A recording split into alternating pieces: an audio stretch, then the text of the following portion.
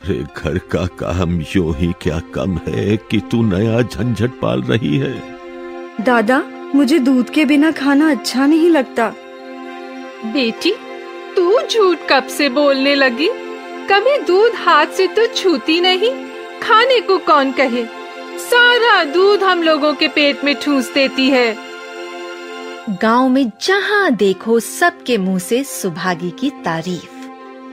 लड़की नहीं देवी है जो मर्दों का काम भी करती है, उस पर माँ बाप की सेवा भी की जाती है।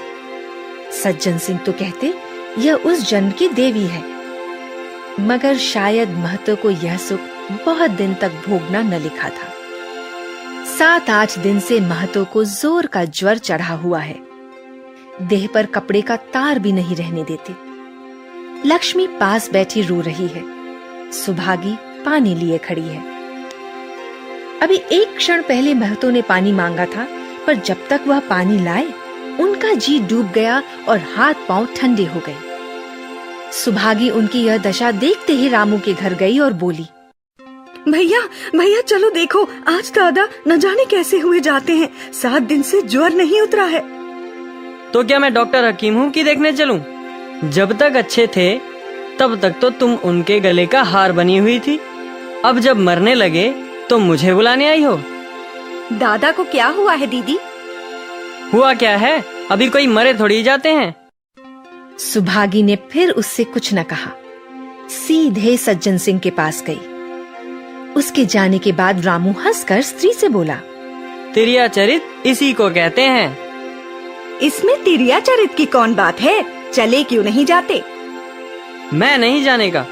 जैसे जिसे लेकर अलग हुए थे वैसे उसे लेकर रहें। मर भी जाएं तो भी ना जाऊं। मर जाएंगे तो आग देने तो जाओगे, तब कहाँ भागोगे? कभी नहीं। सब कुछ उनकी प्यारी सुभागी कर लेगी। तुम्हारे रहते वो क्यों करने लगी?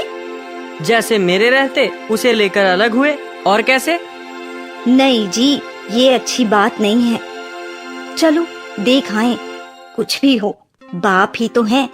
फिर गांव में कौन मुंह दिखाओगे? चुप रहो, मुझे उपदेश मत दो। उधर बाबू साहब ने ज्यों ही महतो की हालत सुनी, तुरंत सुभागी के साथ चले आए। वहां पहुंचे तो महतो की दशा और भी खराब हो चुकी थी। नाड़ी देखी तो बहुत धीमी थी। समझ गए कि जिंदगी के दिन पूरे हो गए। मौत का आतंक छाया हुआ था। सजल नेत्र होकर बोले, मैं तो भाई कैसा जी है? बहुत अच्छा है भैया, अब तो चलने की बेला है। सुभागी के पिता अब तुम ही हो, उसे तुम ही को सौंपे जाता। भैया मैं तो घबराओ मत, भगवान ने चाहा तो तुम अच्छे हो जाओगे। सुभागी को तो मैंने हमेशा अपनी बेटी समझा है और जब तक जीऊंगा ऐसा ही समझता रहूंगा। तुम निश्चिंत रहो, मेरे रहते सुभागी या लक्ष्मी को कोई तिरछी आंख से ना देखेगा। और कुछ इच्छा हो तो वह भी कह दो। और कुछ नहीं कहूंगा भैया, भगवान तुम्हें सदा सुखी रखे। रामू को बुला दूं? उससे भूल चूक हुई हो क्षमा कर दो। नहीं भैया, उस पापी हत्यारे का मुंह मैं नहीं देखना चाहता। इसके बाद तो गौदान की तैयारी होने लगी। रामू को गांव भर में समझाया, पर वह अंत्येष्टि करने के लिए राजी न हुआ। कहा, जिस पिता ने मरते समय भी मेरा मुंह देखना स्वीकार न किया, न वो मेरा पिता है और न मैं उसका पुत्र। लक्ष्मी ने दाह क्रिया की। इन थोड़े से दिनों में सुभागी ने न जाने कैसे रुपए जमा कर लिए थे कि जब 13वीं का सामान आने लगा तो गांव वालों की आंखें खुल गईं। बर्तन, कपड़े, घी, शक्कर, सभी सामान इफरात से जमा हो गए। रामू देख देख जलता था और सुभागी उसे जलाने के लिए ही सबको ये सामान दिखाती थी। बेटी, घर देख कर खर्च करो। अब कोई कमाने वाला नहीं बैठा है। आप ही कुआं खोदना और पानी पीना है। बाबूजी का काम तो धूमधाम से ही होगा अम्मा, चाहे घर रहे या जाए। बाबूजी फिर थोड़े ही आएंगे। मैं भैया को दिखा देना चाहती हूँ कि अबला क्या कर सकती है। वो समझते होंगे इन दोनों के किए कुछ ना होगा। उनका ये घमंड तोड़ दूंगी। लक्ष्मी चुप रही। 13वीं के दिन 8 गांव के ब्राह्मणों का भोज हुआ। चारों तरफ वाह वाह मच गई। पिछले पहर का समय था। लोग भोजन करके चले गए थे। लक्ष्मी थक कर सो गई थी। केवल सुभागी बची हुई चीजें उठा उठा कर रख रही थी कि ठाकुर सज्जन सिंह ने आकर कहा, अब तुम भी आराम करो बेटी, सवेरे ये सब काम कर लेना। अभी थकी नहीं हूँ दादा। आपने जोड़ लिया कुल कितने रुपए उठे? वह पूछकर क्या करोगी बेटी? कुछ नहीं, यूं ही पूछती थी। कोई 300 रुपए उठे होंगे। मैं इन रुपयों की देनदार हूँ।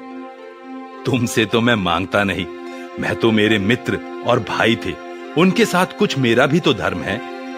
आपकी यही दया क्या कम है कि आपने मेरे ऊपर विश्वास किया। मुझे कौन 300 रुपए दे देता? सज्जन सिंह सोचने लगे, इस अबला की धर्म बुद्धि का कहीं पारावार भी है या नहीं।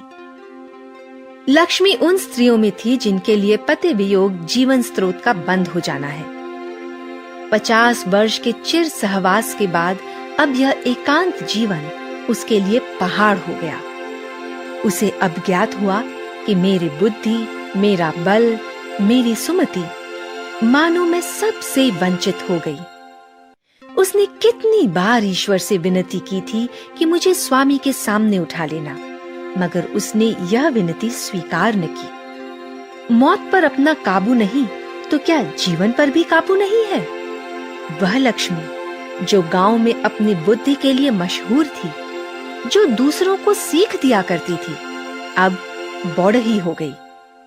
सीधी सी बात करते नहीं बनती। लक्ष्मी का दाना पानी उसी दिन से छूट गया।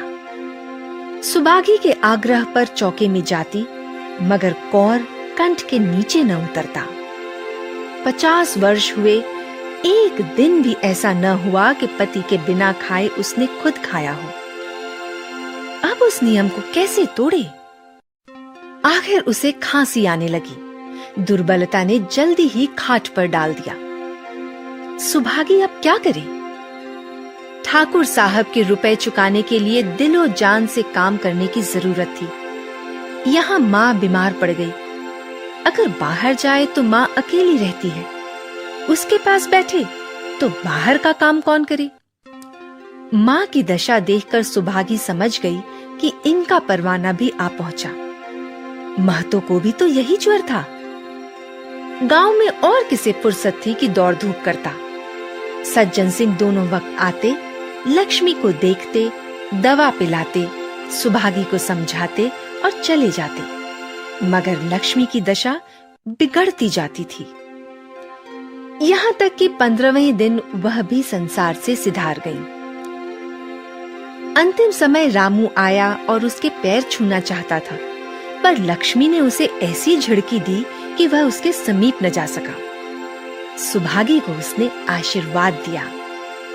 तुम्हारी जैसी बेटी पाकर तर गई। मेरा क्रियाकर्म तू ही करना।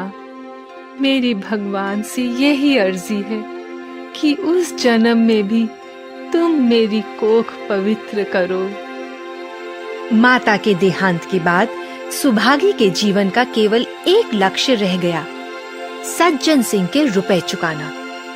300 रुपए पिता के क्रियाकर्म में लगे थे और लगभग 200 रुपए माता के काम में लगे। 500 रुपए का ऋण था और उसकी जान। मगर वह हिम्मत न हारती थी। 3 साल तक सुभागी ने रात को रात और दिन को दिन न समझा। उसके कार्य शक्ति और पौरुष देखकर लोग दांतों तले उंगली दबाते थे। दिन भर खेती बाड़ी का काम करने के बाद वह रात को 4-4 पसेरी आटा पीस डालती। 30वें दिन 15 रुपए लेकर सज्जन सिंह के पास पहुंच जाती। इनमें कभी नागा न पड़ता। यह मानो प्रकृति का अटल नियम था। अब चारों ओर से उसकी सगाई के पैगाम आने लगे। सभी उसके लिए मुंह फैलाए हुए थे। जिसके घर सुभागी जाएगी उसके भाग्य फिर जाएंगे। सुभागी यही जवाब देती कि अभी वह दिन नहीं आया। जिस दिन सुभागी ने आखिरी किस्त चुकाई, उस दिन उसकी खुशी का ठिकाना न था। आज उसके जीवन का कठोर व्रत पूरा हो गया। बेटी, तुमसे मेरी एक प्रार्थना है। कहूं कहो ना कहूं, मगर वचन दो कि मानोगी। दादा, आपकी बात ना मानूंगी तो किसकी बात मानूंगी? मेरा तो रोया रोया आपका गुलाम है। अगर तुम्हारे मन में ये भाव है तो मैं ना कहूंगा। मैंने अब तक तुमसे इसलिए नहीं कहा कि तुम अपने को देनदार समझ रही थी। अब रुपए चुक गए, मेरा तुम्हारे ऊपर कोई एहसान नहीं, रत्ती भर भी नहीं। बोलो, कहूं? आपकी जो आज्ञा हो।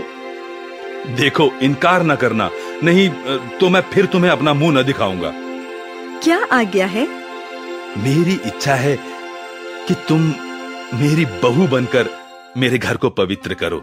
मैं जात पात का कायल हूं, मगर तुमने मेरे सारे बंधन तोड़ दिए। मेरा लड़का तुम्हारे नाम का पुजारी है। तुमने उसे बाहर देखा? बोलो, मंजूर करती हो? दादा, इतना सम्मान पाकर पागल हो जाऊंगी। तुम्हारा सम्मान भगवान कर रहे हैं। तुम साक्षात भगवती का अवतार हो। मैं तो आपको अपना पिता समझती हूँ। आप जो कुछ करेंगे मेरे भले के लिए ही करेंगे। आपके हुक्म को मैं कैसे इनकार कर सकती हूँ? बेटी, तुम्हारा सुहाग अमर हो। तुमने मेरी बात रख ली। मुझसा भाग्यशाली संसार में और कौन होगा?